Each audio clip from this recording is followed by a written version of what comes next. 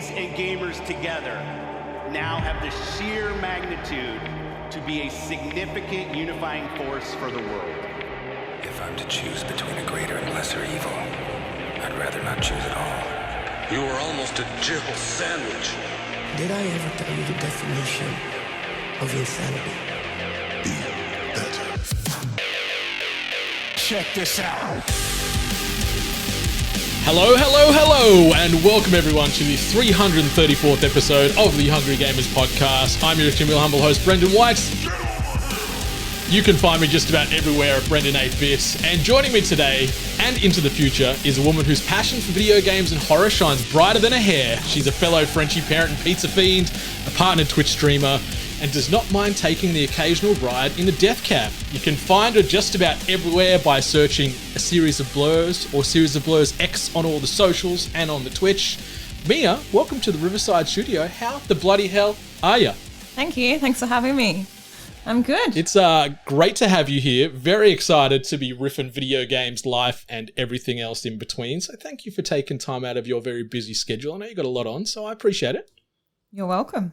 Yeah, so we're here. We're here to talk some video games, some pop culture, and I guess wherever the journey takes us today on this 334th episode of The Hungry Gamers. But I guess we could start things off and get your background story. You can tell us a little about who you are, what you do, where people can find you, and anything else you'd care to share with the audience. So the floor is yours. I'm Mia, also known as Series of Blurs, and I've been on Twitch for about 9 years, 8-9 years, a long time. And I started streaming because I didn't really have any friends who were into video games, and I found out about it. I was like, this is really cool. I want to do this. I want to find people to game with. And then within a couple of months, I think I got a $5 donation. And I was like, people are making money from this. I might be able to make money, like a job. And everyone's like, it's only $5, whatever. But then another couple of months later, I quit my job and I became a streamer. So I've been doing it ever since, just branching out into some other stuff a bit, but mostly just on Twitch. So it's been great. That's pretty exciting because, yeah, you are sort of one of the OGs, you could say, in the Australian stream scene. Like it is constantly building and evolving, and there's new people coming and going and things like that. But to know that you've been doing this for close to a decade, like that's insane. And I can sort of understand how that first donation, when you saw that $5, hit on the screen there, you're like, man, this could be more than just a bit of fun. This could become a career or a full-time lifestyle change here. Do you still remember when you got that first payout from Twitch? Do you remember what you spent that money on? Like, did you go out and treat yourself to like a meal, or did you buy something funky, or do you remember at all? I can't remember. I think I ordered pizza live on stream. I think. I can't remember exactly. But I know the first donation wouldn't really have been enough to buy anything, but not much long later, I got another one. And then I think I was like, I'm going to buy pizza with this. And I was like, wow, the internet funded me pizza to eat. And that was because Twitch was a lot newer back then. It was a wild concept to think that I just made money from playing video games. It was hard to comprehend. There's certainly far less and far worse things we could be doing with our time to generate income, right? And knowing that the beauty of video games can lead to getting pizza in someone's belly, I think that's a win. And on the topic of pizza, obviously we've got the title of the podcast is The Hungry Gamers, so I guess I'd be silly not to talk about pizza with you right now. Have you got a go-to pizza order, and also have you got a favorite pizza place you wanted to mention? Is there a regular haunt you can't not get pizza from every time you're craving it? Well, I don't want to dox myself, so I won't say the name of the place, but it's basically because I don't eat any meat, and I think that being vegetarian and getting a good pizza is actually quite difficult. As much as I'm all like, meat, I don't need meat, it's fine. But a vegetarian pizza is really hard to master, and there's a place really close to me that just does it so good. And it basically has everything on it except mushroom.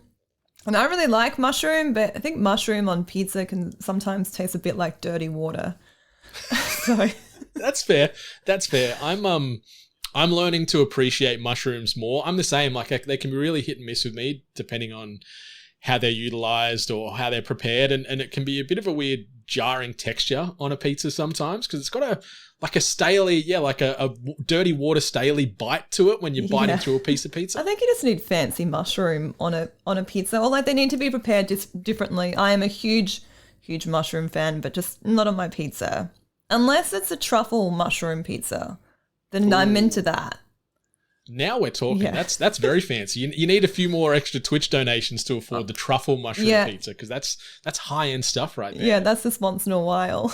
when my chat's been really generous to me, I'll splash out truffle pizza. Yum. Now I'm thinking about pizza, and it's a weird time. We're recording middle of the day right now, so it's sort of in between, or you guys could have a late lunch at the time we're at now. So maybe, and the good thing with pizza, there's places always open just about 24/7. So maybe I need to hunt down a pizza after this because I am getting very, very hungry. What is your go-to pizza? It depends on the mood. A nice simple pepperoni can't be beat, I think, especially if it's either that New York style giant dirty slice or a real simple Italian wood-fired pizza. I think on the Italian wood-fired style, the simpler the pizza, the better. Yeah. So just a couple of ingredients. Agreed. Bellissimo, as the Italians like to say. But just about all pizza is good pizza for me. I even sort of turned a corner recently on seafood on pizza. I was very much like, no, that can't be a thing. That's disgusting. But then I had this salmon pizza in Italy a couple of months ago, and I'm like, okay, humble this is brag. one of the greatest things I've ever eaten. Yeah. Just overlooking the ocean, mid-30s, pizza made by Nonna just around the corner. It was fantastic. But yeah, all pizza's good pizza in my opinion. Yeah. And garlic bread especially. Anyone that doesn't get sides with their pizza. Garlic bread is the best bit. Oh, yes. Are you on the topic of garlic bread, are you more of a traditional garlic bread without the cheese? You know how there's the whole cheesy garlic bread type of fad these days? Which way do you lean? If you had the choice, which way would you go? I would alternate. Okay. The only place that I know of near me that does cheesy garlic bread is Domino's. And I went through a phase where I was just ordering Domino's pizza, and their pizza is not as good as it's not as good as the local place. Let's say that. But I was ordering. There's no truffle mushrooms at Domino's. Exactly. They have really good vegan options though, by the way. Just a little PSA. But I was getting their pizzas for so long purely because I got really addicted to their cheesy garlic bread. Because it's and it'll be a little kind of crunchy as well. You know when you get garlic bread and it's really soggy? So every time I get garlic bread, I always go put it straight in the oven to crisp it up a bit. Hack there. Yeah. I love that. And I agree, the Domino's cheesy garlic bread's just about the best in the business. Yeah. The Pizza Hut cheesy garlic bread, it's too cheesy. I don't know if you can say that. I've never had the Pizza Hut. I don't know if there's such thing as too cheesy though. Oh, it's thick. It's like 10 millimeters worth of cheese, and sometimes, as we know with science, cheese hardens after a little while, so it ends up becoming you're biting through a block of cheese to get to the garlic bread, and it's just not a good time for me. Yeah. But Domino's cheesy garlic bread, all day, every day. Yeah. No, I see that. If the cheese gets a bit colder, then you're just you're biting into a block of cheese, which has its time and place. Yeah. And that time and place is not with me today, but I'm seriously thinking about pizza after this, so I'm probably going to order some and then hate myself later. But you know what? I'm just going to blame you because you pushed me down this path, but there's far worse things I could be doing. If it makes you feel better, I ate junk food 3 times yesterday because I was a bit hungover. So go for it. Okay. You have my permission. Okay. Just don't do it 3 times in a day and you're fine. Have you got a go-to sort of hangover cure that you lean into? If you wake up dusty the night after, have you got I have to order from X and this is what I need that's going to help bring me back to life again? Yeah, I need about 6 varieties of drink. And it usually starts with a Powerade, then goes to a can of Coke. And then I will have waters, Baroccas, Hydrolite, and then I ended up with a strawberry milkshake. That's dangerous with the milkshake. I know. That's why it needs to end with the milkshake, because if you have the strawberry milkshake too early, it's over. You've ruined your life.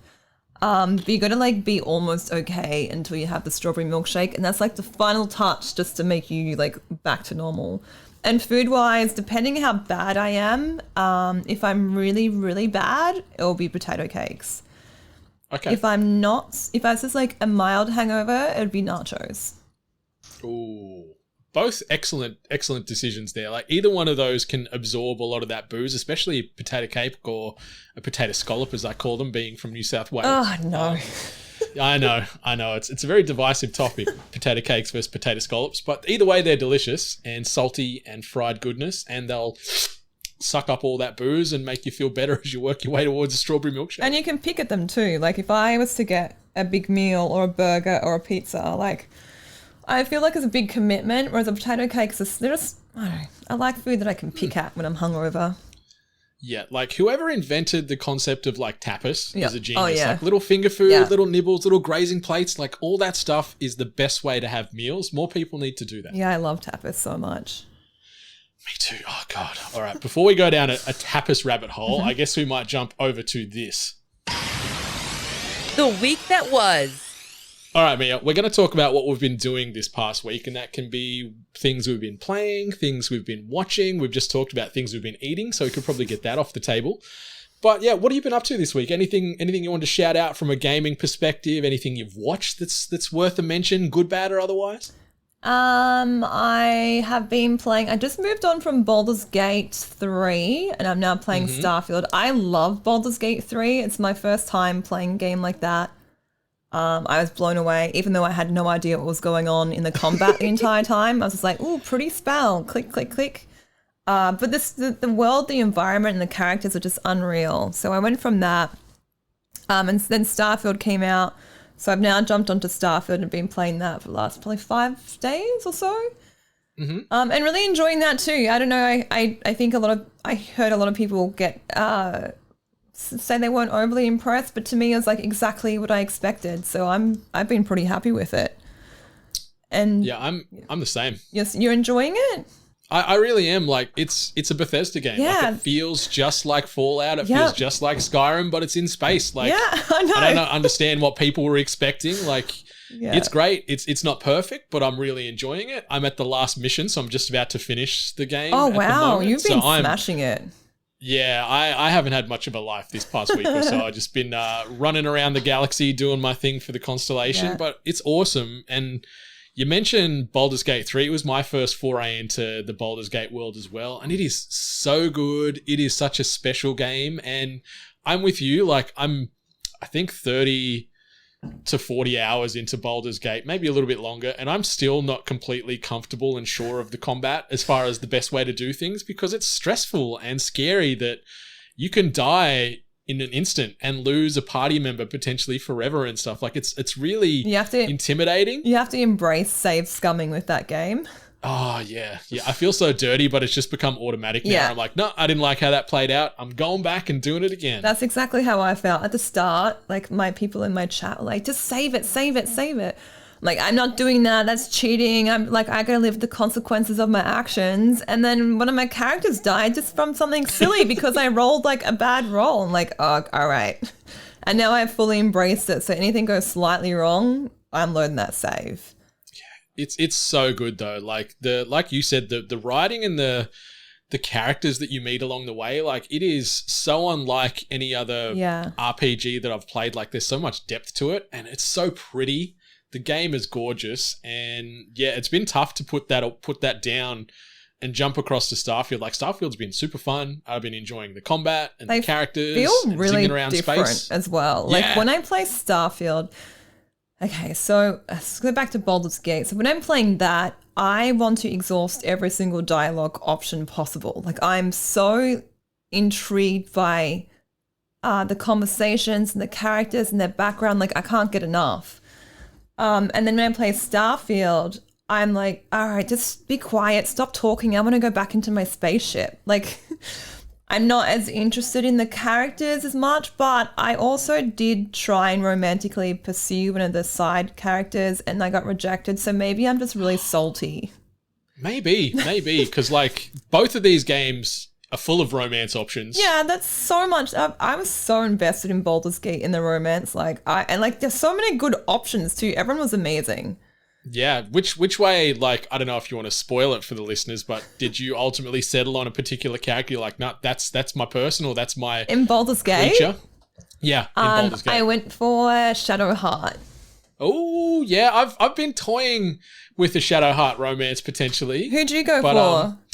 I still haven't fully committed yet. I'm sort of courting many people to see how it feels. Right. But I haven't settled into like, and once I find, yep, this is my person or this is my humanoid, I'll definitely lean that way. But yeah. I don't know, like, do I want the feisty tiefling? Do I want Karak and her like Karlak is so cool. engine heart and her Yeah. fieriness? Like, she's a great character, but there's so many you meet along the way where I'm like, yeah, I could fall in love with you. They're all great characters. I really dislike Lazelle, but I still think she's a great character. Mm-hmm. She's just so well written. And I really wanted to romance Astorian as well, but because he's a vampire. And I think one of the first nights he came back to my camp, he's like, oh, I'm a vampire and want to suck your blood. I'm like, okay. And then I rolled a bad dice and he killed me. Because he sucked me dry. Well, lucky for me, he did not suck me dry.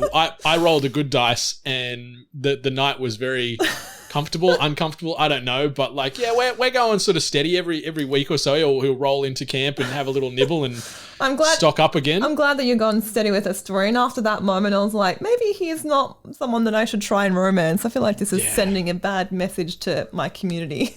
Yeah, that's fair. Yeah, you want to avoid those types of abuse-based situations, but like, circling back to Starfield as well, like, yeah, you can romance a lot of characters, but there's just no real depth in them compared to Baldur's Gate. Like, there is, and they flesh out the story and you learn about these characters as you traverse the galaxy, but it just doesn't feel the same. No, and I just don't have that sense of attachment. Me neither.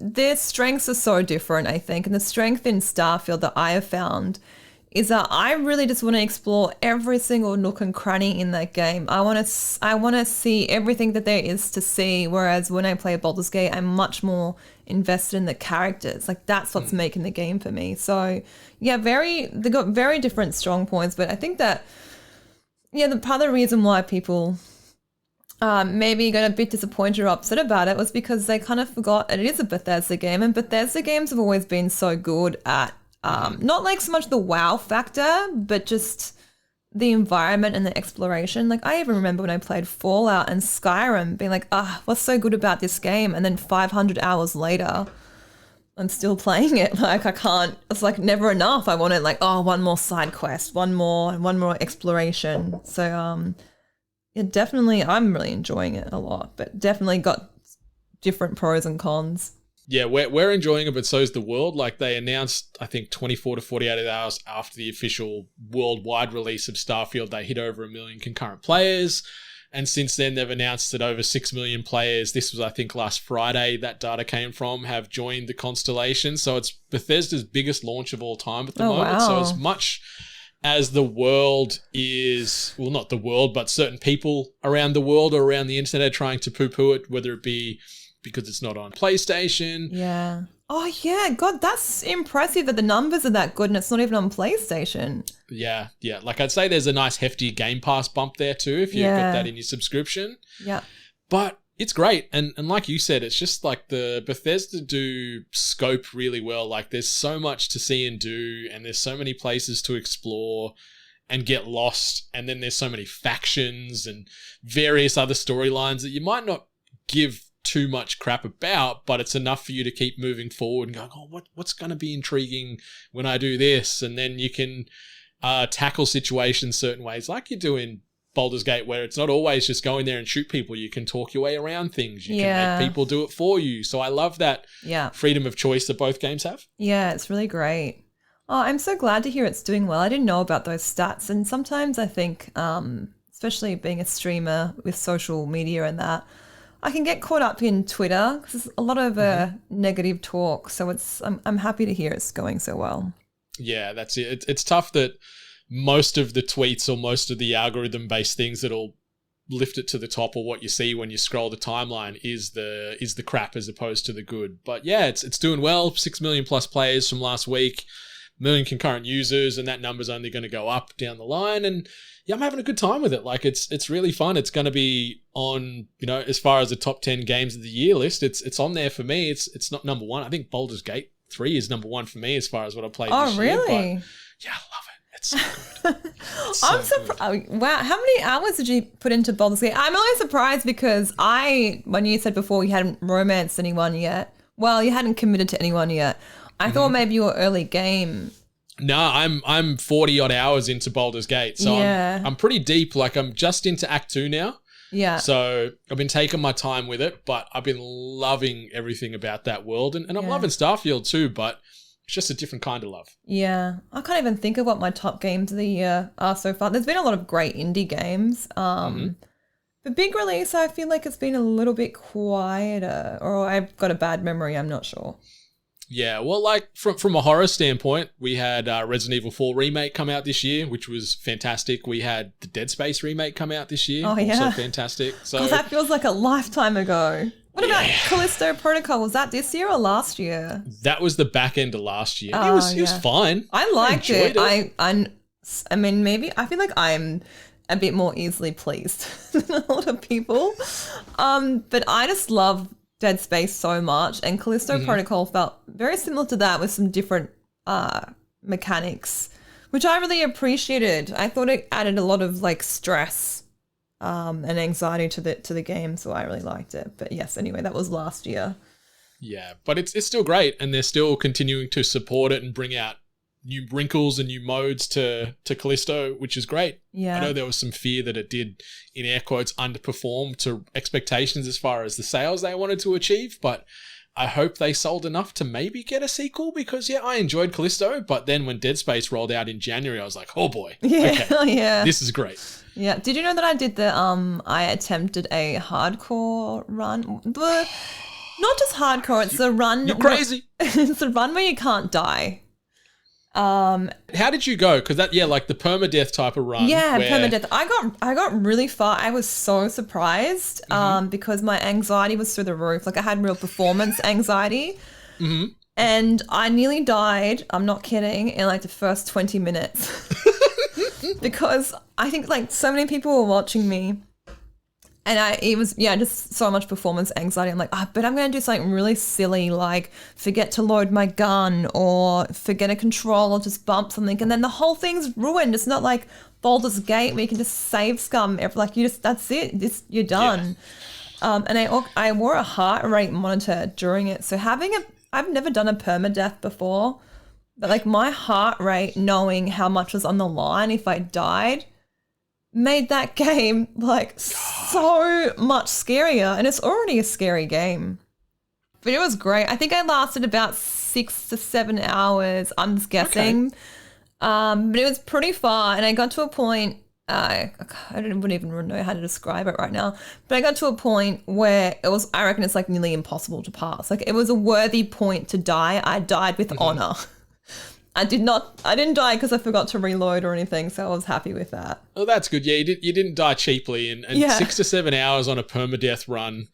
Like you said, these games are stressful enough without wearing the heart rate monitor, but then also without the thought of one wrong move and my playtime is done. Like, I'm just going to live through you with that kind of stuff, because I worried that my heart would not be able to handle that type of stress and strain. So I'm just going to, experience this through other people. Yeah, I definitely got to like 150 at one point just from playing a game.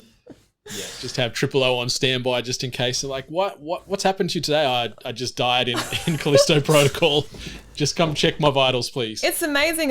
The reason why I got a heart rate monitor to begin with is because when I played Sekiro, when that came out, I really struggled with Sekiro, like a lot more than any of the other Souls games. And on the final boss, I spent 8 hours on him. 8.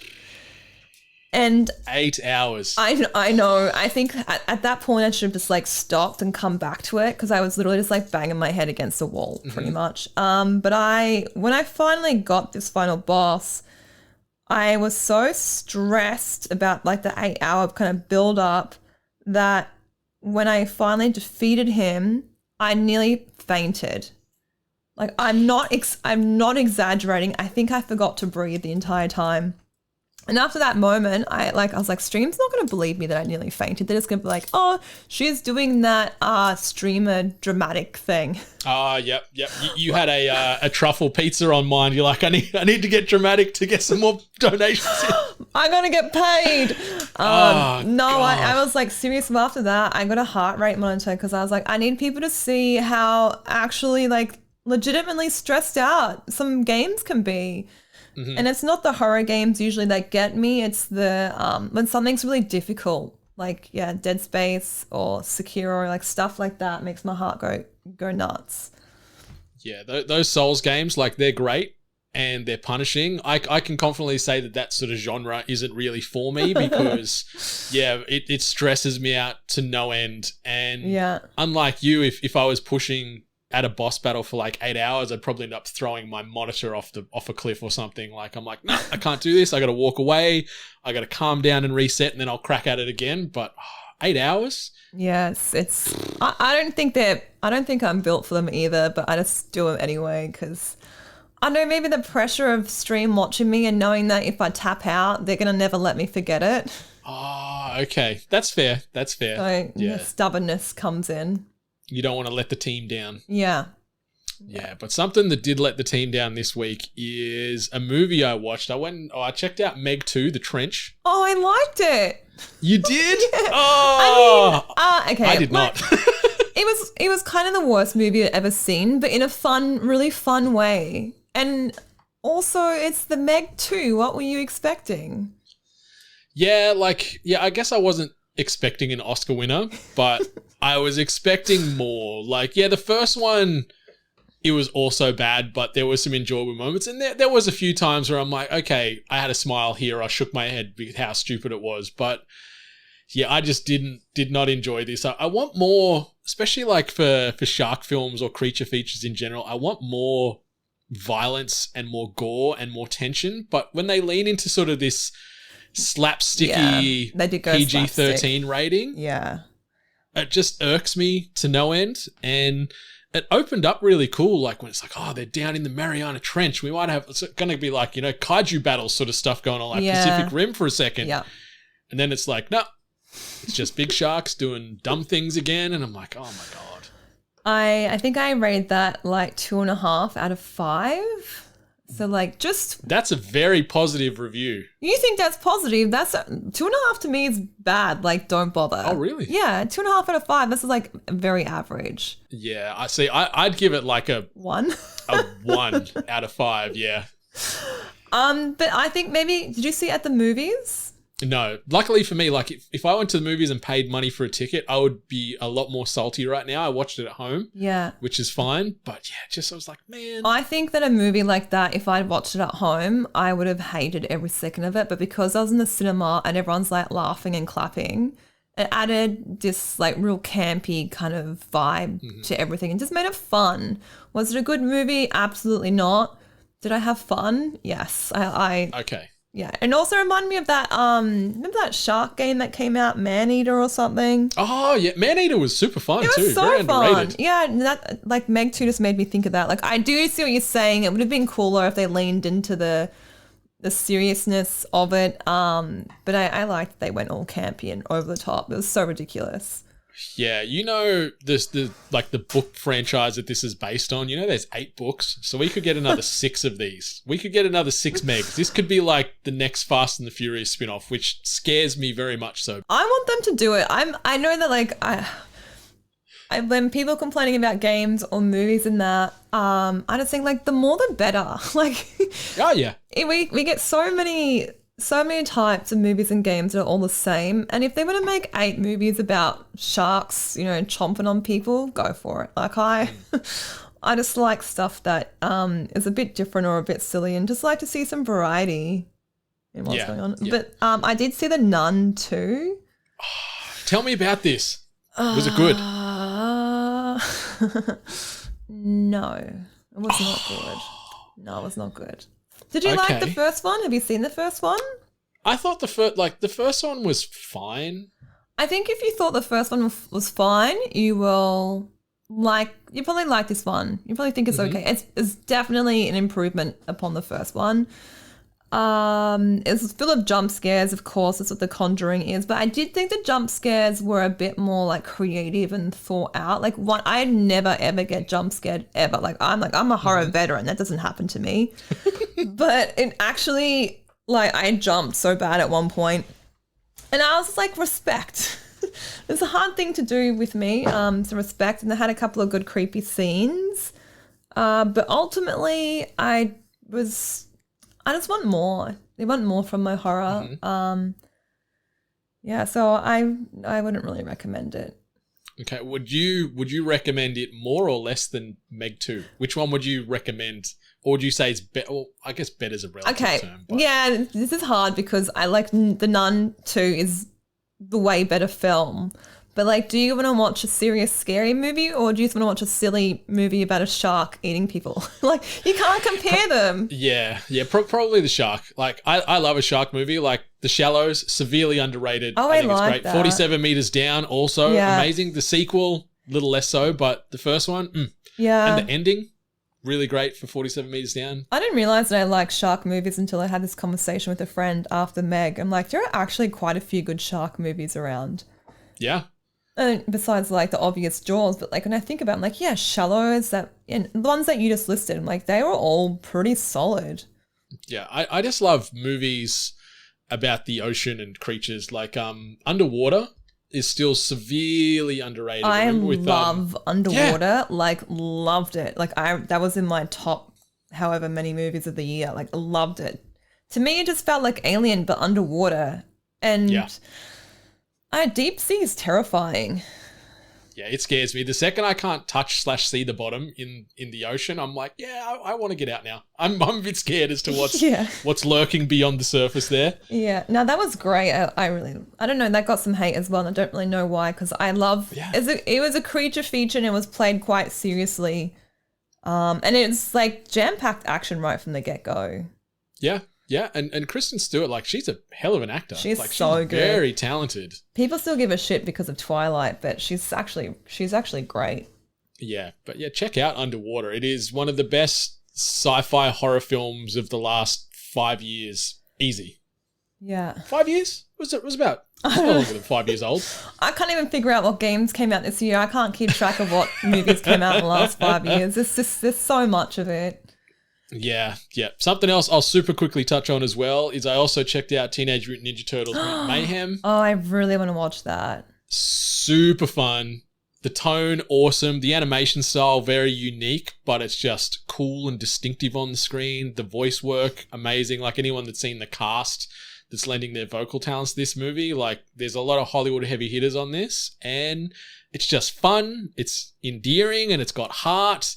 It's got that same Ninja Turtles tone and feel that everyone's used to, but it's also doing its own thing in a way, and it was awesome. It was like 90-odd minutes.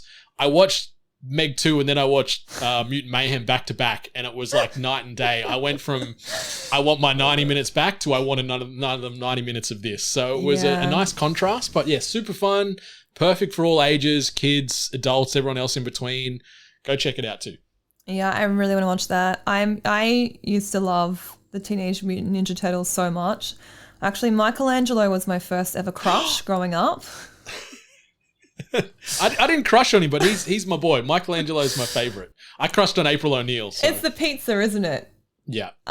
So I've always had a real spot for them. But yeah, Dinah watched that. Just haven't got around to it yet. But they're like teenagers, or like kids in this movie. Is that right? Yeah, they'd be 15 years old or so. Yeah. Give or take, 15 to 16. So they're of that age. But it's great. Like, for any fans or anyone that's sort of grown up in our time period, it'll feel right at home and very familiar. A lot of the characters, like, it is sort of the who's who of Teenage Mutant Ninja Turtles that they're rolling out as far as the villains and stuff like that. But it's just really fun. And Michelangelo still is a party dude. And I can't, speak highly enough of that, because he's my boy with his nunchucks and he's the best. He is the best. Yeah. But no, check it out. It's so fun. I think it's dropping like on streamers in the next couple of days, if it hasn't already as well. So they're going sort of straight to stream as opposed to just letting it marinate in the cinemas for a while. So that seems to be happening a lot. Like, I love it. Yeah, I'm happy about it too. As much as I love going to the cinemas, I'm like, I can't keep up with everything. I'm trying to watch One Piece at the moment. Have you started watching that? I haven't watched a minute of the live action yet, but Yeah. I've started watching the anime for the first time ever. I started a couple of weeks ago. I'm nearly at episode 100. 100? How many episodes are there? 1,073. You are not planning on getting through them all, are you? I will. Yeah. So I obviously have never seen the anime, but I heard really good things about the live action, and actually I only started watching it because I was very hungover that morning and I wanted something to watch while I ate my potato cakes. And someone had sent me a photo and be like, hey, you kind of look like this girl a bit. You should do a cosplay. And I was like, who is she? And then I investigated the show. I was like, hey, that actually looks like it's done really well, like big budget, good reviews, good acting. And I checked it out. And I've only seen 2.5 episodes so far, but it is great. Like I was thinking to go back and watch the anime after this, but not after finding out there's 1,700 episodes. I'm already time poor enough. Yeah, it is a lot to consume. I am working my way through it, but because it's been around since 1999, the animation quality and some of the vocal work, especially if you're watching the dub, isn't the best. So it's been a bit of a tough slog, but a few anime tragics I know and One Piece fans are like, you got to check out the live action. It's really great. You're going to really enjoy it. So I need to commit some time to check it out this week because everyone that's checked it out so far has said it's awesome and it's special. And like you said, they've thrown a lot of money behind it. Like the sets and everything look really impressive. It's so impressive. I think as well, if you know people who've actually watched the anime and they're happy with it, like if that's not a testament, then I don't know what is. Yeah, for sure. All right, well, that's done us as far as what we've been doing this week. Let's shift into this. News and notes from around the internet, presented by Audio Technica. All right, listeners, if you're needing to upgrade your audio game, obviously head on over to audiotechnica.com once you're done listening to this podcast because we've got the best in audio-based equipment. We're talking headphones, microphones, gaming headsets, turntables, and everything else in between. But the first bit of news that I'm going to bring to the table, I've titled, Wahoo's Gonna Voice Mario Moving Forward. Sorry about the headlines. They are pretty cringe. So last month, Nintendo announced that Martinet, the exuberant voice of Mario, will no longer be the English voice actor behind Nintendo's most recognizable mascot after almost 30 years in the job. Instead, it was announced that Charles Martinet will now take on the role of a Mario Ambassador for the company. Nintendo said that this new position will see the actor continuing to travel the world, sharing the joy of Mario and interacting with you all. Other than that, it did not go into specifics on the job's actual requirements. Now it seems Nintendo has also been rather elusive about it all with Martinet himself. Speaking at a recent GalaxyCon Austin panel, Martinet admitted he doesn't even know what a Mario Ambassador really is. And he says, I'm not retired as it were. I don't know how, but I'm an ambassador, and as we step forward into the future, we'll all learn exactly what that is. So, first and foremost, we'll pour some out after 3 decades of Charles Martinet voicing Mario, doing a very admirable job. And also, shout out to getting a job and getting on the payroll for something you don't even know what it is for. I would love a job like that. Like if I could be an ambassador for something and just get paid to do something that's going to be confirmed later, sign me up. But I also wanted to sort of throw this into you to get your thoughts as far as who you think would be the next ideal voice casting for Mario. Like, have you got someone in mind when I say who's going to be Mario for the next 1, 2, 3 decades? Who would you love to hear voice that little plumber in the red and blue jumpsuit? I have absolutely no idea. Hopefully the actual Italian, but also I don't love when things are voiced by like famous actors. Mm-hmm. Like I would rather unknown because I find that sometimes it can be distracting, like it can take me out of it.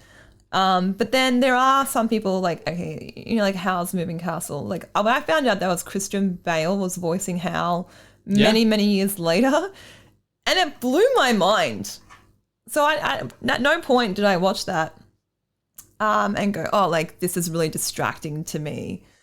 So whenever I think of like, oh, who should voice this, I just don't want to be distracted by who it is. Like I don't want it to be. I'd rather it be like an unknown person, rather than like picking out a celebrity that I want to do it. So you don't want Chris Pratt to transition from Absolutely. the movie to the video game? Absolutely not. I think the only famous person who really gets a pass besides Christian Bale doing Hal is like Jack Black was awesome as Bowser. That was unreal. Because Jack Black's just great at everything. But no more Chris Pratt, please. Okay. Maybe we could get like the local pizza shop artisan that does those fantastic pizzas near you. Like get some proper Italian representation here to have Mario there. Lead their vocal talents into the future, because Charles Martinet is great. I met him at E3 once and he's a lovely man. Yeah. And it's nice, I guess, that Nintendo, even though if anyone wants to say, they did him dirty by saying you're not Mario anymore, they're still giving him this role as a Mario ambassador. So it's nice that they are being respectful of the time that he's given them over the last 30 years. And they've taken care of him. Who would your choice be? I'd love to let's just go fully lean into it and have an Al Pacino or a Robert De Niro or James Gandolfini from Sopranos, something like that. Okay, but when you say that, then I imagine a real dark and gritty Mario. Yeah. We'll move it out of the PG into the MA and it'd be like, hey, Bowser, give me them mushrooms or I'm going to blow your fucking head off. Let's get a bit serious with things. I would watch that. And Nintendo would never allow it to happen, but I would definitely watch that. Yeah. Hopefully it might end up in the public domain Winnie the Pooh and stuff. And then we get these weird horror movie spin-offs. They're doing a Three Blind Mice one, and also I think was it a Baba Black Sheep one I saw the other day. There's a couple of other fairy tales or children's fables getting the horror movie treatment. There's also a second Winnie the Pooh horror movie getting made already after, was it Blood and Honey? I think they called it. Did you ever watch that? I did. What did you think about it? I haven't watched it. I know that I'm going to have to at some point just for just so I can say I've done it. But I'm expecting the worst movie ever, which I think is probably part of its charm for some people, kind of like the Meg 2. Yeah. It's up there or down there. I don't know how you sort of describe it, but it's not the best. It's low budget. It's not a good time. Would you watch number 2? Oh yeah. Yeah, okay. So yeah. As much as I complain about the Meg 2 being bad or Winnie the Pooh, Blood and Honey being bad, if they make sequels, I will watch them and maybe I'll continue to complain, but I'll still watch them. That's interesting to me because going back to the Meg for a minute, when I watched the Meg 2, I'm like, oh, it's bad, but I rated it kind of well because I'm the same. If they made the Meg 3, I would watch it. Mm-hmm. Whereas I think if I was to rate something 1 out of 5, then I would never watch another sequel. I'm done. You've insulted me. I don't want to know anything about these movies going forward. I'm not watching them. I don't care if it's streaming for free. I'm not watching it. I think I'm just too optimistic and too forgiving in most things in my life. So I always try and hope for the best and think, you know what? This is going to be the time. I'm not going to get hurt again. I'm going to enjoy this. They said, sorry, it's all fine. It was an accident. So we'll go again. And then I'll be ruining that same day and be like, God damn it, they got me twice and I want my time back. But yeah, I just hold out hope that the next Meg or the next Winnie the Pooh film will be the next Schindler's List. Who knows? You just need to make an event out of it. My friend and I, we have these nights where we hang out maybe once a month and we'll sit around and try and find the worst horror movie we can find and we watch it. And it is so much fun because there are movies that you wouldn't watch by yourself. If you watched it by yourself, you would hate it. You'd be hating that 90 minutes of your life so much. But watching it with someone else, sometimes movies I just think they're purposely made so bad and that's how they're meant to be consumed. Mm-hmm. Just with friends with a couple of beers and pizza and just make fun of it. Yeah, and like you mentioned with the Meg, watching that in the cinema and just feeding off that energy in the room, whether it be in the cinema or at home on the couch with a friend or friends. Yeah. It makes that viewing experience so much more memorable or so much more better, even if the movie does suck a lot of anus. So yeah, I'm keen to continue to watch all the horrible horror films and just hope that one day I'll be surprised by the Meg 7 Sharks in Space or whatever it's going to be. So we'll see. I will report back about Winnie the Pooh in future. I'll watch it. Yeah, and also you'll have to share with me some of these horrible horror films you are checking out because there is many really bad ones. So we'll have to sort of share some, I don't know if you say recommendations, but we'll share some suggestions. Yeah, okay. Can do that. All right, the next bit of news I've titled Fantastic Miss Fox is Toasty. That was tough to do. Mortal Kombat 1's entire character roster leaked last week, but NetherRealm Studios has turned the attention back to its own announcement cadence, confirming that Nitara will return to the series for the first time in almost 20 years, and not only that, she'll be played by Transformers star Megan Fox. The reveal trailer is pretty awesome and includes a couple of references to Fox's famous 2009 movie Jennifer's Body, because of course it does. Nitara hasn't been a playable character since Mortal Kombat Armageddon way back on the PlayStation 2, although she did make a brief cameo in a cutscene of the previous game. In combat, she uses her claws, fangs, and aerial abilities, and seems to be a fan of the insides of human anatomy. And a quote from Fox reads as follows: "She comes from this weird realm. She's a type of vampire creature. She's evil but also good. She's trying to save her people. I really like her. She's a vampire," which obviously resonates for whatever reason. It's cool to be in the game, because I'm not really just voicing it. It's like she's kind of me, end quote. So Mortal Kombat 1 is coming out on September the 19th on all the platforms. Did you check out this trailer? Did you sort of see Nitara in the works? Are you a Mortal Kombat fan, I guess, first and foremost? Yeah, I am. Not hardcore, but yes. Like I, have played the games and went to see the movie when it came out. But this news is shocking to me. I had a whoa moment hearing that. Yeah, good on her. Good. It's good nice for to her. see. Because she's having a bit of a resurgence, right? Is. Like she had the big boom on the back of the Transformers films, and then sort of got out in the wilderness because she compared old mate, I'm blanking on his name, compared him to Hitler and things like that. And then she was also, one of the first to sort of speak up about treatment of females in Hollywood and sort of got hung out to dry unnecessarily for that. But she's back now. She's doing a lot of good work. She's been in a lot of really great horrors and thrillers lately. I can't remember the one where she's chained up to her dead husband. And is it Until Death? I think so. But it was a really good film. I really enjoyed it. I liked it too.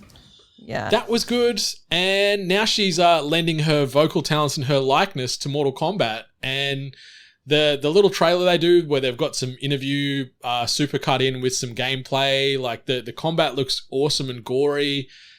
She's really having fun with it, and it's nice to see her coming back and kicking ass. And the fact that we do get a couple of Jennifer's Body-based references in the game too, I was like Leonardo DiCaprio on the couch pointing at the TV moment, because I'm like, I get that reference, because Jennifer's Body, severely underrated too. Love that film. I love that movie as well. So good. So good. So good. But yeah, this won't be the last sort of Hollywood collab that Mortal Kombat do. Obviously, we've got the Jean-Claude Van Damme likeness for Johnny Cage in Mortal Kombat 1 here. We had Ronda Rousey lend her likeness to Sonya Blade in the last one. We've got Peacemaker. We've got Homelander from The Boys making their way to this season of Mortal Kombat 2. But yeah, nice return to form here, Megan Fox. Welcome back and keep on crushing it. I'm happy to see her leaning into her niche more and more. Yeah, and it's funny too because, she's playing this vampiric character, but there's sort of rumors and stuff that went around where her and, I guess, ex-Beau, Machine Gun Kelly now, they were into blood drinking rituals together and all this type of thing. So now sort of reality and the Mortal Kombat world have combined here. Yeah, I'm not surprised to hear that. She's always been a bit like that, which is part of why I've always enjoyed her. Yeah, she certainly walks to the beat of her own drum, and good on her because... Yeah, she's a unique, we're all unique, and we need to embrace that a little bit more. So, yeah, we'll see what happens when Mortal Kombat rolls around on September the 19th on all of those platforms. Or if you've got early access, you can jump on it from September the 14th. But a little quick negative bit of news here, and I've just titled this one, The Eerie Embrace of Solitude. And developer Pieces Interactive said it is gracefully stepping away from the chaotic October release window to avoid competing with the wake of Alan's epic release and to evade the dazzling skyline of cities adorned by the graceful swings of Spider-Man. That is quite the PR marketing spin here. So breaking that down into normal terms that make sense to all of us here is Alone in the Dark, which is the spin-off from the game franchise that was spawned in 1992. It was originally meant to be coming out in October, but due to the spiciness of the new Alan Wake and Spider-Man 2 coming out, Pieces Interactive said, we don't want that noise. We're going to move it to January 16th of 2024 just to allow the game to marinate. And they had a nice bit of marketing puff about, horror games thriving on tension and you can't have this when all these other games are around, But I'm excited for Alone in the Dark. I got to play the beta last year at PAX. It wasn't really announced it was on the show floor. It was sort of tucked in the back of a PC booth. I can't remember where it was, but it's super fun. And I love that David Harbour and Jodie Comer are lending their likenesses and vocal talents to this game. I loved Alan Wake 1. I'm so excited for number 2. It looks so good. But I'm glad. I wish that this was more of a thing. They're like, hey, we've got some competition. Like, because I'm more excited for Alan Wake. So I hate, like, as I was saying before, like, I have had to ditch Baldur's Gate to jump over to Starfield, and I'm like, I wish, like, it's okay for games to be delayed because I want to spend the time on them properly, and also I think it's smart as well because there'd be some people who are like, I can't afford both. Can you imagine if they all sort of, like, all the studios had a meeting on, like, January 1 and they're like, here's the calendar. I'm going to pick this date. And it's like, okay, well, I'll pick that one. I'll move to October. I'll move to June. Because like you said, it's an expensive pastime. It's an expensive hobby. And there's more and more games coming out every day. So it's more and more kashish that we've got to throw out there. And you've got to really pick and choose your battles. Yeah, there's been so many games I've missed out on that I've really wanted to play. But just because they release similar times to something else, I'm like, I don't have the time, and then been really sad about it. So yeah, like, how can we go through like 3 months of no big releases and all of a sudden have like 3 at once? So no, I'm glad to hear that. I'm excited for both games, especially excited for Alan Wake. But yeah, I look forward to that. That'll be great. I'm very excited for both, and the cool thing with Alone in the Dark, like, it's sort of seen as one of the founders or the godfather of the survival horror genre. Like, it came out in 1992 and it sort of really influenced what Resident Evil and Silent Hill did a few years later. So it's nice to see them return to their roots. And the demo I played was super creepy, super unique and very distinctive. And yeah, the fact they've got a couple of Hollywood heavy hitters in David Harbour and Jodie Comer doing their thing is very exciting. But yeah, I can't wait for Alan Wake in October. My God, it is going to be so good. I don't remember Alone in the Dark. I remember there was a movie, wasn't there, with like Christian Slater or something? It's not very good. Yeah. The movie was bad. Really very forgettable movie, but I don't remember playing the game. I know of it only because of the movie. But yeah, so this will be a new kind of venture for me. So I'm excited about that too. Yeah. If you love those traditional survival horror games, like if you're a fan of the old school Resident Evil and old school Silent Hill games, it's that same formula just with a modernized coat of paint even, if I wasn't dyslexic. So yeah, that brings us to the end of the news. All right, we're going to jump into something a little bit wild here. Mia, you ready? Mm-hmm. Miss Allie Hart's Carousel of Chaos. Anarchy! I don't even know what that means, but I love it! All right, so what I'm going to do here is we have a rotating assortment of mini games that we bring out, and it can be trivia, it can be week in gaming history, who am I, etc., etc. And what I'm going to do today is run you through what I'm calling the cost of a cameo. And what this is sort of based around is I've taken 5 various people that are peddling their wares on Cameo, you know, the fantastic website where you can pay money for them to record video or audio-based messages. Oh, yeah. Like for someone's birthday. Yeah. Yep. So I've taken 5 people and we're going to sort of play it like Price is Right style, where you need to rank them from cheapest to most expensive. So you need to take these 5 people. I'll let you know who they are, what they do, and then you can go like have a bit of a think and work out, who's top of the pops as far as who's charging the most and who's charging the least. Then we'll work that through and see if you're correct. I hope I know who these people are. I'm sure you will, because what I've done with this one is I've made it horror themed. Okay, yeah. And I have made it horror movie themed because I couldn't find enough horror based gaming people on Cameo. So I've taken 5 people here, and what I've done with those 5 is I've put them in alphabetical order. I'll read their name out. I'll give you a bit of a background on who they are, what they've done. And then after that, you can rank them from lowest to highest, and we'll see how you go. Are you ready? You got any questions before we jump into the cost of a cameo? I'm just going to type it down as you say it, because otherwise I'll forget. If that's okay. That's okay. Yeah. That's okay. All right. So it's funny because this first one is a very talented actor known as Bonnie Aarons. And if that name is not immediately familiar to you, that is because she was the lead actor in The Nun 2 that you just watched. So she's got a very unique look, a very Bonnie distinctive look. Yeah, Bonnie Aarons is her name, and she's obviously most notably known for The Nun 2, The Conjuring series. She was even in The Princess Diaries 1 and 2. She's actually the nun. She is actually the nun. Yeah, and she was also okay. in Mulholland Drive and Shallow Hell. So the first one there is Bonnie Aarons. Okay. Yeah. All right. And the next one is Dana DiLorenzo, and she plays Kelly Maxwell in Ash vs. Evil Dead, which is a fantastic TV-based spin-off of the Evil Dead franchise. And she's also known as Beth, the CBS executive on The Late Late Show with Craig Ferguson. So Dana DiLorenzo. Mm-hmm. Yep. The third one for you, Kane Hodder. Needs very little explanation, but I'll give it to you anyway. He is most notably known as playing Jason in the Friday the 13th films, Victor Crowley in Hatchet. He's also been seen in things like Impractical Jokers, Seinfeld, Seven, Enemy of the State, Alias, The Devil's Rejects, Batman Forever, Daredevil, Spawn, and The Fan. So Kane Hodder. Mm-hmm. And the second last one, Robert Englund, who his little bio reads, the role of Freddy Krueger made Robert Englund a horror icon. Mr. Englund can quote a famous Freddy line, share a story, or sing you a lullaby. God, I want a cameo from Robert Englund. Yeah, he's a bit of a dude. Like, you can't ever really name him in anything outside of Nightmare on Elm Street, but like, you can't also picture him or picture anyone else as Freddy Krueger, even though they tried to do the soft reboot with old mate from, what was that show? Oh, the superhero Watchmen? Yeah, the Watchmen, yeah. When he played Rorschach? Yeah, that's it, yeah. And the last one I'm bringing to you here, Mia, is Tony Todd.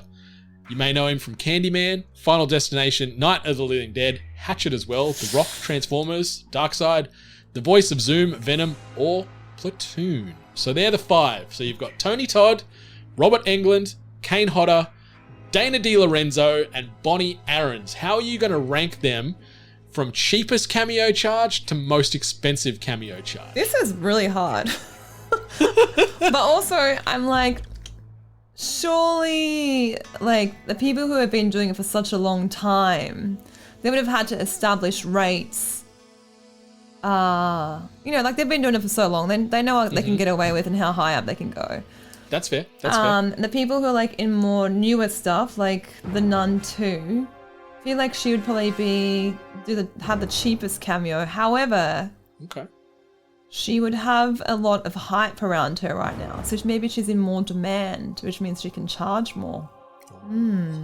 I like the way you're thinking about this. Very critical, very analytical. So who did you want to work it from cheapest to most expensive? Do you want to grade it that way in your mind, or do you want to go from most expensive down to cheapest? I'm going to go with the most expensive first. Okay. Who do you think is the most expensive? It has to be Robert Englund, right? I won't tell you just yet. We'll work out all the five, and then we'll sort of break it down to see if you made it all the way to the end to win a prize. What that prize is, I don't know. All right, the second most expensive behind Robert Englund.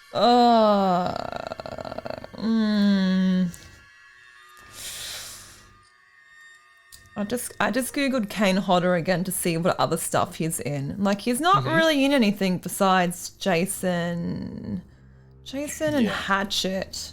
Yep.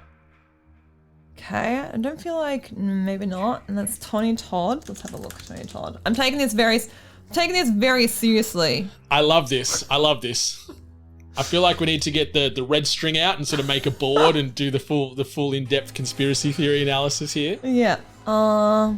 Tony Todd, who has one of the best voices in horror as well. He's got such a distinctive delivery, and all I ever remember him from though is Candyman. Yeah, that's what I was thinking too. Like, he's not really, hasn't been in anything for a long time. Final Destination 5 that I can see. Alright. I'm going to come back to between Tony Todd and Kane Hodder. Then I'm going to go to Dana DiLorenzo. Okay. And then in last spot, Bonnie Aarons. Okay, so you're going to put Bonnie Aarons at 5. Yeah. You're going to put Dana at 4. Yeah. And then, all right, let's make a decision between Tony Todd and Kane Hodder. I'm going to go Tony Todd in second spot. Okay, so Tony at number 2. Yeah. And then Kane at number 3. Which I think is going to be wrong, but I'm just going for like who I would pay the most for a cameo. That's fair. That's fair. And that's it. It's all relative, right? Like you might be more of a fan of Tony, where someone down the street could be more a fan of Kane. So their sort of wallet that they're willing to part with would be different to yours. So. Yeah.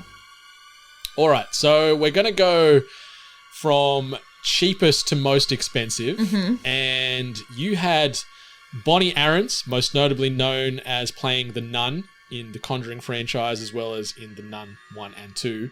She's got one of the most unique looks in Hollywood, and she scares the shit out of me as that nun character, I've got to say. But you put her at 5th.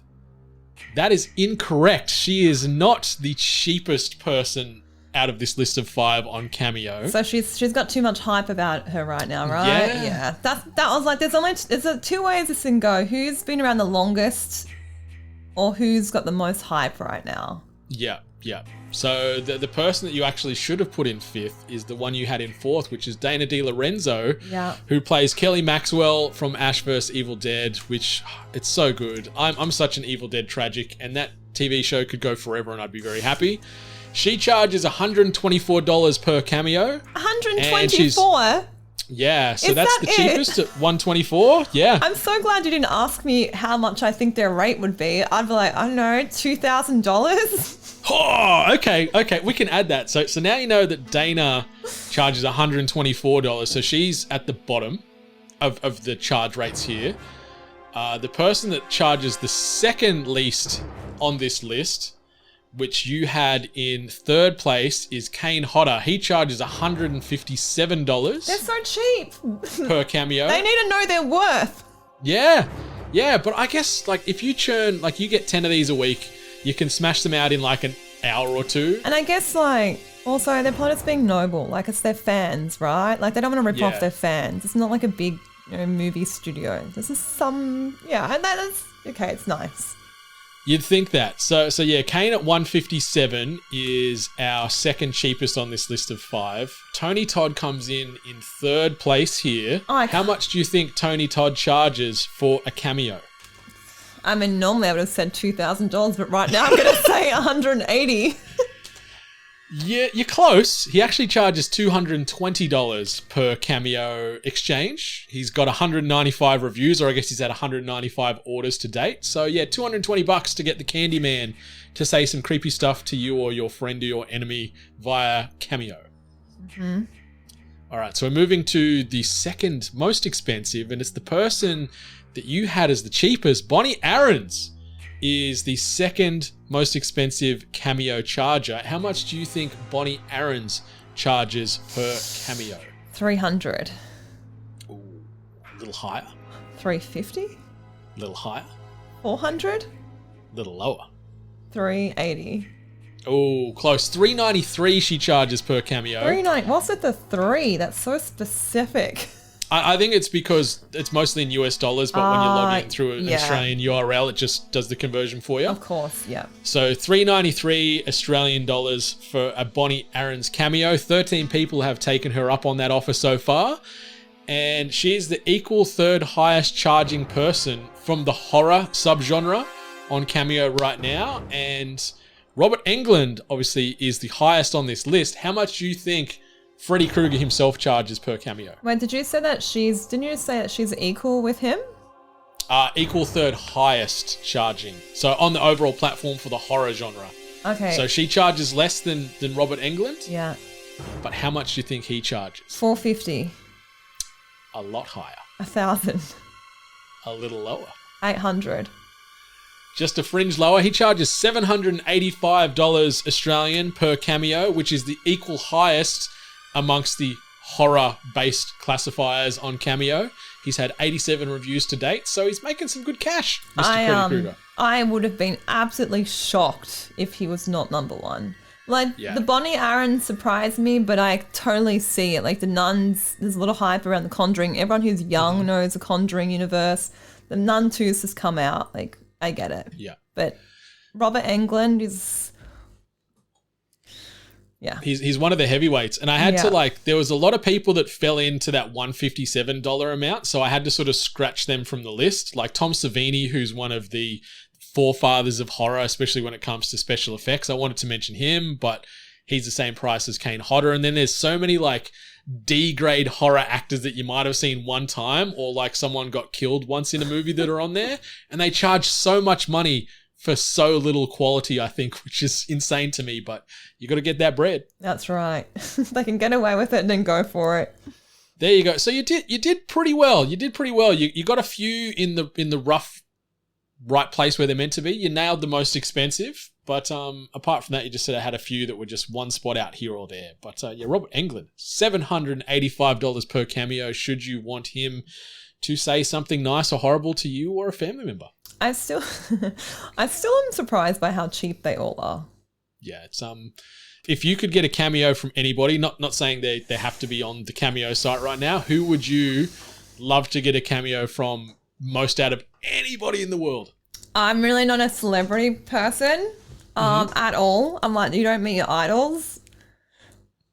But Robert Englund would be right up there. Okay. Like, there you because go. I was such a fan of Nightmare. Yeah. And it's probably only, I don't know, him or, oh, no, wait, I'm take it back. I know. Okay. It would be Adam Driver. Hey, yes. Okay. I don't think he's on there, but we'll see what we can do. We'll reach out to his PR firm and see if we can get him to send you a message, because he's such a talented man. He is. Also, I am like, I don't care about celebrities, but then I remembered my fascination with Kylo Ren. I'm like, okay, well, maybe. Oh, okay. I'll go there.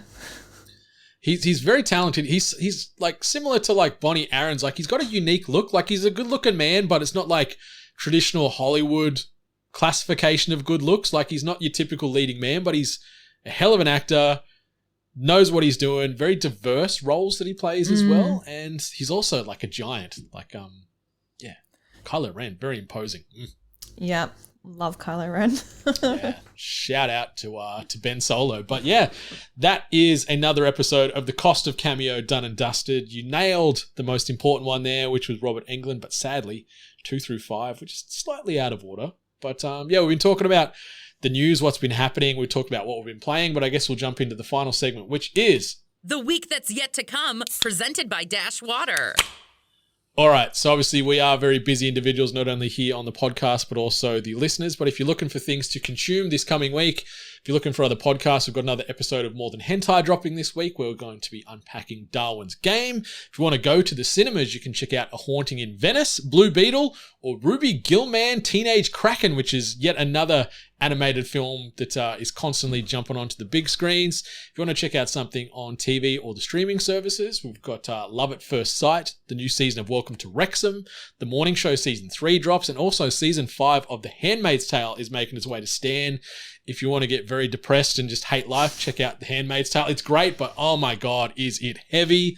Also, check out the new trailer for Castlevania Nocturne, which is coming out later this month on Netflix. It looks fantastic. Anyone that hasn't watched the Castlevania animated series on Netflix, do yourselves a favor and check it out, because it is phenomenal. And there's a ton of games coming out this week. We've got Eternites, Noir, Play With Your Food, Super Bomberman R2, Gunbrella, Pokemon Scarlet and Violet, The Hidden Treasure of Area Zero, Ad Infinitum, AK Zelotti, Deceit 2, Dune Spice Wars, Monster Hunter Now, Solar Ash, The Crew Motorfest, Thunder Ray, and Baton Katos 1 and 2 HD Remaster, which just rolls off the tongue. Mia, anything that I just mentioned there, or anything that I didn't mention that is exciting for you? Or what are you doing this week, first and foremost? If it encompasses anything I just mentioned, awesome. But what's your week ahead looking like? You said way too many things. It's way too fast for me. I was like, I'm sorry. I don't know about this week in particular, but I am very excited about Lies of P. Yes. Which I don't I think it might. It drops next week, I think. Yeah, I think it's a week after. I hope. Yeah. I think it might have got delayed a tiny bit at some point, so it's now, I hope, 2 weeks away and not 2 months away. Even though I'm like, oh, it's fine when they delay games, I am also hoping they don't delay it too much. September 19th. Yes. So next week it's coming out. And movie-wise, I watched a trailer. I watched 2 trailers, actually. I'll tell you what they are. No One Will Save You, like a horror sci-fi trailer. I think that comes out on streaming services. It's straight to VOD. So I'm curious to check that one out. Oh yeah, it's like an abduction horror. Yeah, which you don't really see many horrors like that, so I'm quite excited. Please don't come at me if it's terrible, but the trailer looks fantastic. Yeah, so it looks like a home invasion with aliens is what I was trying to say. It looks super creepy. Like I'm down for that. Yeah, I love horror, but like mix horror with sci-fi, and I'm all about it. So that's out soon. And the other trailer I watched, which isn't out soon, but the trailer just came out, was the Godzilla -1. I thought, have you watched the trailer for that? It looks really good. I'm excited for that. I'm like excited to see a bit more of a like horror kind of Godzilla. So we're getting so much Godzilla and King Kong right now. Like they are throwing it at us everywhere. Like we've got the Apple TV stuff, we've got the films. What Apple TV stuff? So they're doing a Godzilla TV series. Oh, I didn't know this. Yeah, it comes out very soon. I think. I think maybe like in the next couple of weeks. Godzilla. Right. Apple So meanwhile, TV. I've been waiting for my Alien TV show for about 4 years now, and Godzilla's just like coming out everywhere. Yeah, so Godzilla Monarch Legacy of Monsters it's called, and there's a trailer out at the moment, and it's a 10-episode series. It's got Kurt Russell and his son playing each other, like they're sort of time jumping, so they've got his son playing young Kurt and then current Kurt playing himself in that time period. But yeah, it comes out in the next couple of weeks, I'm pretty sure. Oh, so sweet. It looks good as well. Well, thanks for educating me about that one, because I didn't know. And wait, are you saying that... Oh, I didn't know that was Kurt Russell's kid. I think it is, isn't it? Wyatt Russell, I'm pretty sure that's Kurt's son, who I still can't disconnect him from the Overlord and also the Black Mirror episode I was with going the to say VR. Black Mirror, because I rewatched all of Black Mirror not long ago, and I'm like, I know him. Yeah, no idea it was Kurt Russell's kid. Well, there we go. Yeah, he was. I had to second guess myself then too. I'm like, maybe it is just a coincidence that they've got the same surname, but no. Yeah, they are indeed father and son. So that is plenty of stuff to check out this week, listeners, whether it be playing, viewing, consuming, plenty of things to do. If you want to feel a bit fancy, you can go get yourself a truffle-based mushroom pizza. Feel very fancy. You got to eat it with the pinky out, I believe, but that brings us to the official end of episode 334 of THG. Mia, thank you so much for taking time out of your schedule to riff games, life, and everything in between with me. I really appreciate you. You're welcome. I've actually learned a few things today. This has been great. Well, that's good. That's good. We're here to educate, inform, and sometimes entertain. Is there anything you wanted to shout out or mention before we close this episode down? Nope. I'm all good. I feel like I've covered it all already. Okay, perfect. All right, listeners, be sure to rate, review, subscribe this podcast and all the other podcasts you listen to on the regular. Follow me on the socials at Brendan8bit. Follow me on the socials at Series of Blurs X on Twitter. And I know some are just Series of Blurs without the X on other handles. But until next time, 8-Bit Nation, much love and stay hungry. I'll see you around.